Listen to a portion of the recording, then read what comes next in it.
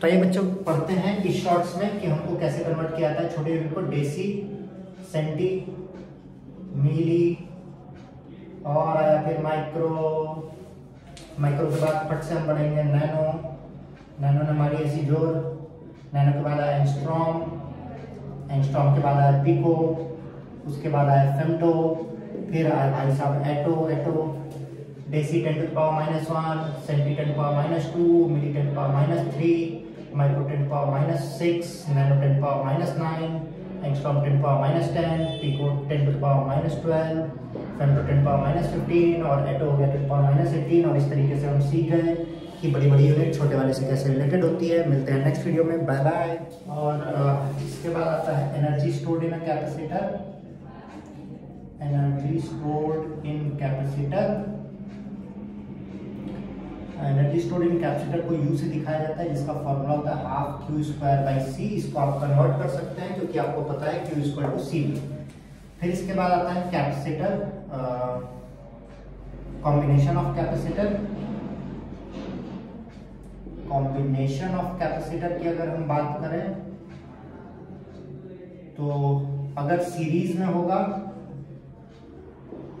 तो सीरीज में 1/C = 1/C1 + 1/C2 + ... up to 1/Cn।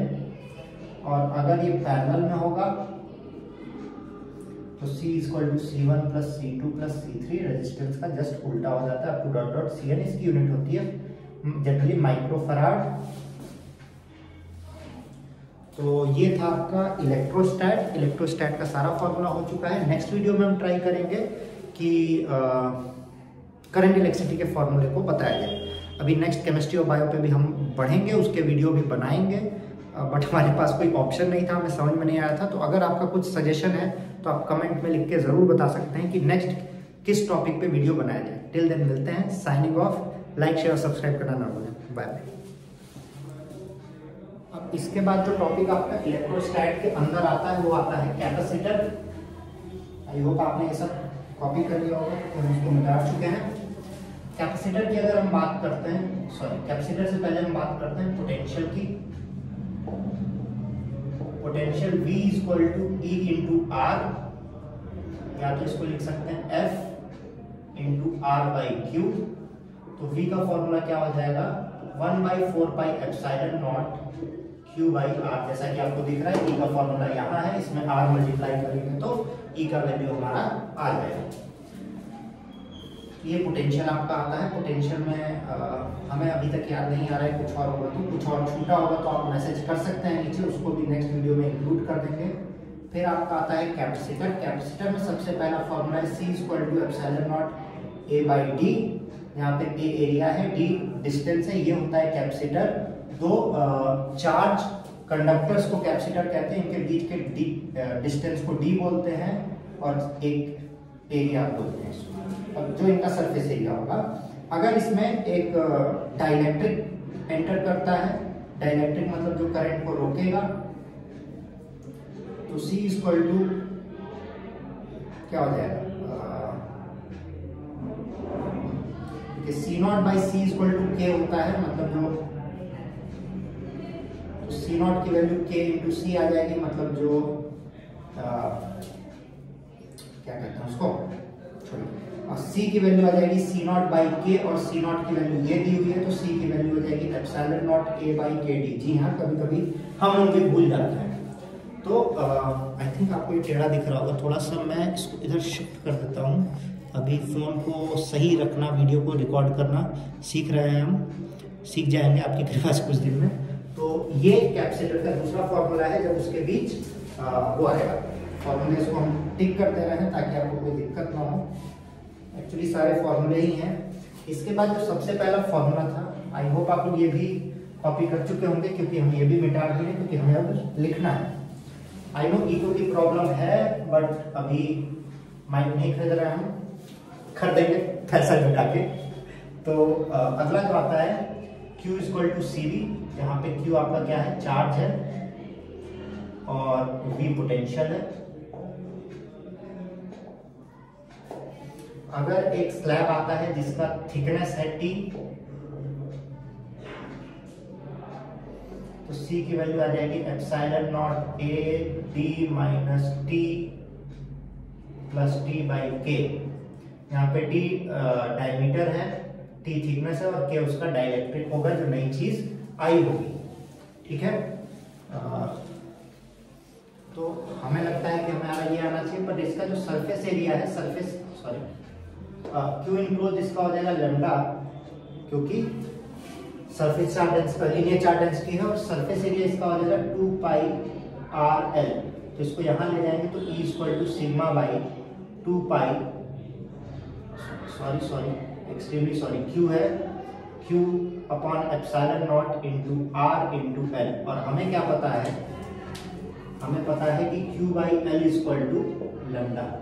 तो फाइनली इसका फॉर्मूला हो जाएगा lambda by 2 pi epsilon not R। तो अगर लॉन्ग इनफाइनाइट लॉन्ग वायर की बात करें तो इसका इलेक्ट्रिक फील्ड सिर्फ और सिर्फ रेडियस ऑफ द वायर पे डिपेंड करता है। नेक्स्ट आता है इनफाइनाइट लॉन्ग शीट। क्या आता है? Infinite long sheet.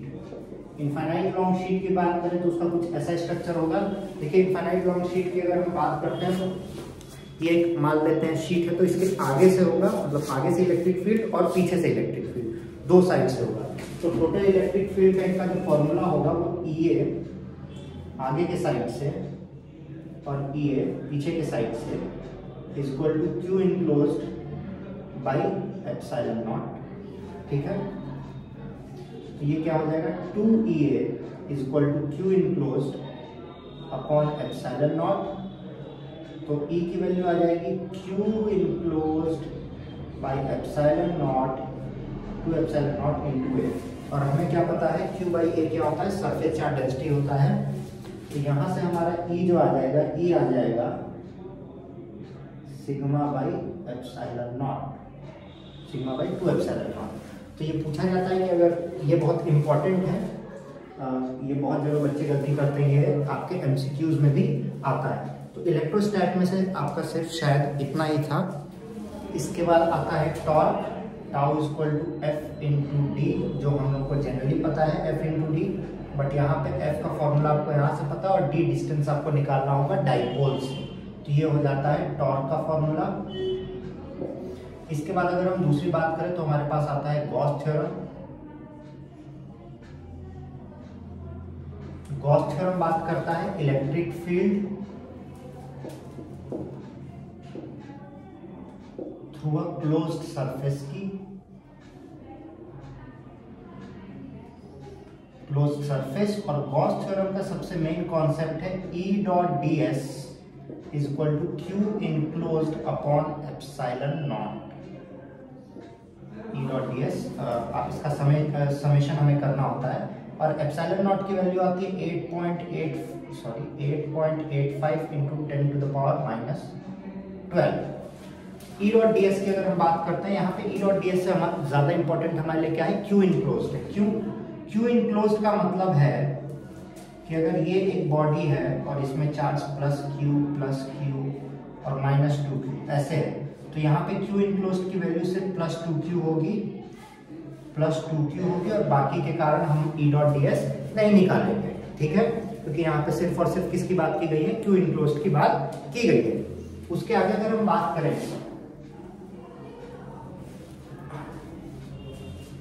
पहला आता है due to long infinite wire. Long infinite wire, जब हम लॉन्ग इनफाइनाइट वायर की बात करते हैं तो हमें क्या लिखना है? ये रहा हमारा long infinite wire, E dot ds equal to Q enclosed upon epsilon not. ds का हमें समेशन करना होगा और Q इनक्लोज्ड देखना होगा। Q इनक्लोज्ड की बात करते हैं तो ये एक लंबा लाइन है, लॉन्ग वायर है, तो हमको कौन सी चार्ज डेंसिटी लेनी होगी? Linear charge density. तो Q की जगह हम वहां पे क्या लेंगे? E dot ds equal to lambda by epsilon not. अब ds की बात करें तो ds कितना होता है? लॉन्ग वायर का 2 पाई RL होता है, 2 पाई RL, या तो L ले सकते हैं। तो पहले हमारा Q इनक्लोज्ड ही था, तो हमने सरफेस में लेंथ लिया equal to Q enclosed upon epsilon not. तो E equal to sigma by lambda by epsilon not. तो electric field due to a long wire जो होता है वो आता है E बाई, पहला फॉर्मूला जो आता है वो फोर्स का आता है F equal to 1/4 pi epsilon not Q1 Q2 by R square. ये बात तब की होती है जब दो चार्ज Q1 और Q2 सेपरेटेड हैं बाय डिस्टेंस R, जहाँ पे 1/4 पाई एप्सिलॉन नॉट की वैल्यू होगी 9 × 10⁹। ठीक, अब अगर हम फोर्स की बात करते हैं ड्यू टू इलेक्ट्रिक डाइपोल, दूसरा फॉर्मूला ड्यू टू डाइपोल, तो F is equal to 1/4 pi epsilon not, F is equal to 1/4 pi epsilon not, sorry force में डाइपोल नहीं है, सॉरी। अब इसके बाद आता है चार्ज डेंसिटी। अगर हम चार्ज डेंसिटी की बात करते हैं तो 3 टाइप की चार्ज डेंसिटी है। पहला है लीनियर चार्ज डेंसिटी, मतलब अगर एक स्ट्रेट लाइन में ऑल ओवर द चार्ज है, एक स्ट्रेट वायर में, तो लीनियर चार्ज डेंसिटी कहलाएगा, उसको लैम्डा से डिनोट करेंगे जो कि होगा Q/L। फिर आता है surface charge density. Charge density दिया ही हुआ है तो मैं सरफेस लिख रहा हूँ, हम सरफेस लिख रहे हैं खाली, इसको सिग्मा से डिनोट करेंगे जो होगा Q/A। फिर आता है volume charge density. Volume charge density को रो से डिनोट करेंगे जो आएगा Q/V। ये होते हैं चार्ज डेंसिटी जो आपको बताता है कि कितने में डिवाइडेड होगा। दूसरा आता है electric field E equal to F/Q होता है, तो E का फॉर्मूला फाइनली आता है 1/4 pi epsilon not Q/R square. ठीक है, इलेक्ट्रिक फील्ड के बारे में बात करें तो electric field due to a dipole देखा जाता है, स्ट्रेट वायर। अगर स्ट्रेट वायर की बात करें डाइपोल की, E का फॉर्मूला होता है 1/4 pi epsilon not lambda by x square plus R square. अब x स्क्वायर और R स्क्वायर की बात करें तो ये होगा Q1, ये दूरी जहां पे हम इलेक्ट्रिक फील्ड निकाल रहे हैं इसके कितनी दूरी पे x है, x square by R square का होल स्क्वायर। ये तो electric field due to dipole. अगर इस पॉइंट में बात करें तो ये फॉर्मूला होगा, but on the other hand हम लोग इधर बात करें एक्सियल पोजीशन, तो ये तो इक्वेटोरियल हो गया, हम एक्सियल पे बात करें तो E का फॉर्मूला ओवरऑल 0 आ जाता है। इलेक्ट्रिक फील्ड के बाद हम बात करें तो हमारे पास आता है फ्लक्स।